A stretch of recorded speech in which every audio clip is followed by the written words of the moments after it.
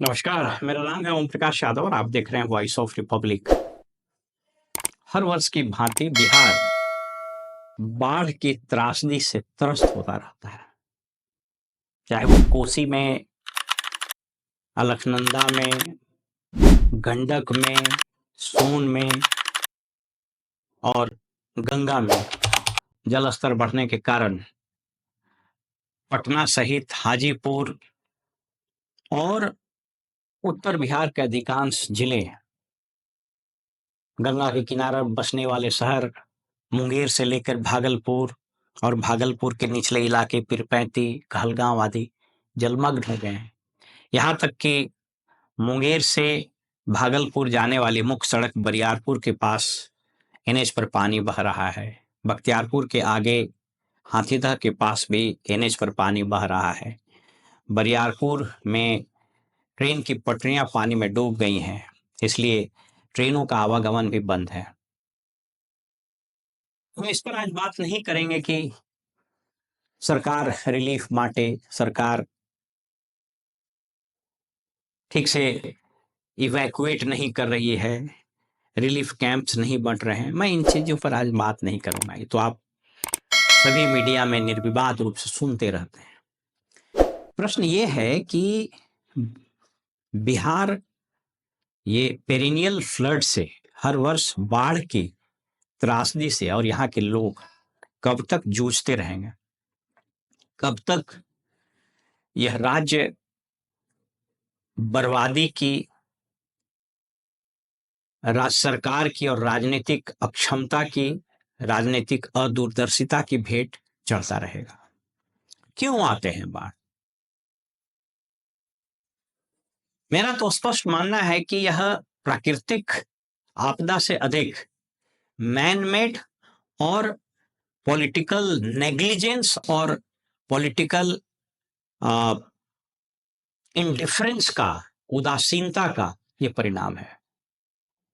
सबसे पहले समझिए कि गंगा के बेड, गंगा के का जो डेप्थ है, गहराई, वो लगातार घटती जा रही है, सिल्टेशन होता जा रहा है।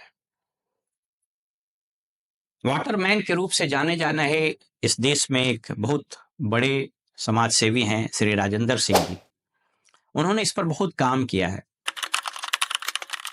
और कई एक एनवायरमेंटलिस्ट, इंजीनियर्स, साइंटिस्ट ये मानते हैं कि जो फरक्का बांध बंगाल में बना हुआ है, वह एक तो उसके डिजाइन पर पहले ही से संदेह था और जब वो ब्रिटिश के समय में बन रहा था, उसका मुख्य काम मैरीटाइम व्यापार को बढ़ावा देना था, लेकिन उसके डिजाइन में फॉल्ट होने के कारण वो शुरू से इस पर कई किताबें लिखी जा चुकी है। वो सिल्ट जमा हो जा रहा है और वो सिल्ट धीरे धीरे धीरे धीरे बढ़ते बढ़ते बंगाल से होते हुए, बिहार से होते यूपी की तरफ बढ़ रहा है और निरंतर गंगा का जो बेड है, जो डेप्थ है, गहराई है, वो कम होती जा रही है। इसके कारण थोड़ी सी भी बारिश हो जाए तो बाढ़ आ जाता है और अगर बारिश नहीं हो तो गंगा में पानी नहीं रहता है, सुखाड़ हो जाता है।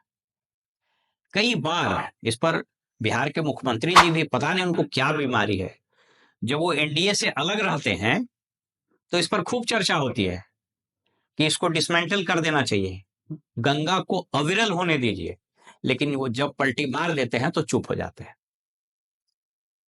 एक अस्थाई समाधान गंगा के डिसिल्टेशन और सब्सिक्वेंटली बाढ़ को कम करने का यही है कि अपना उम्र खो चुका, अपनी प्रासंगिकता खो चुका फरक्का डैम को जल्दी से डिसमेंटल किया जाए। अन्यथा नदी एज सच, गंगा नदी एज सच अपने अस्तित्व से संघर्ष करते करते एक दिन मृत प्राय हो जाएगा। यही स्थिति कोसी के साथ भी है। आपको याद होगा कि 2008 में जब कुशा बांध टूटा था तो उस प्रलय ने पूरे उत्तर बिहार में कितनी तबाही मचा दी थी। उस समय मेरा एक लेख भी प्रकाशित हुआ था, flood fury in Bihar, the end of Kosi civilisation.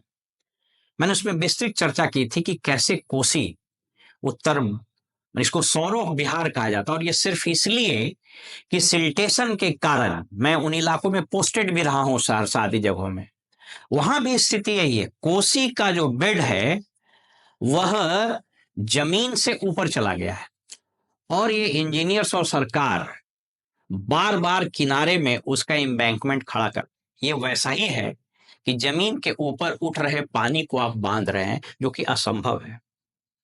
आप कहिएगा कि ऐसा क्यों हो रहा है, तो एक वेस्टेड इंटरेस्ट काम करता है। हर साल दसियों हजार करोड़ रुपए का बजट बनता है, और हर साल वो सिर्फ इरिगेशन डिपार्टमेंट का, इसके अलावा डिजास्टर मैनेजमेंट और जनरल एडमिनिस्ट्रेशन का तो अलग है, रेवेन्यू का अलग है। आज वक्त आ गया है कि बिहार में इस विषय पर सहमति बने, और एक सुर से, आप यूं समझें कि कहता है कि पर्यावरण जो है, नदियां जो है, उसको साफ करने की जरूरत नहीं है, गंदा मत कीजिए।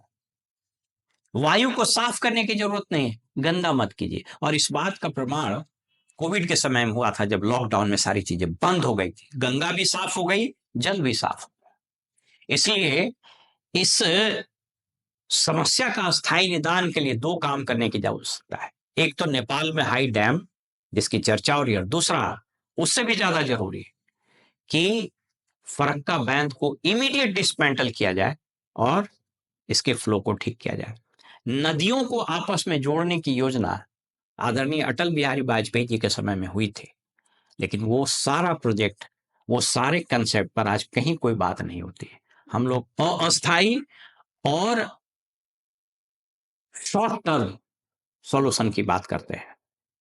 इसलिए बिहार को अगर बचाना है तो इन दोनों स्टेप पर काम करना होगा। फिलहाल में इजाजत दीजिए और आप देखते रहिए वॉइस ऑफ रिपब्लिक।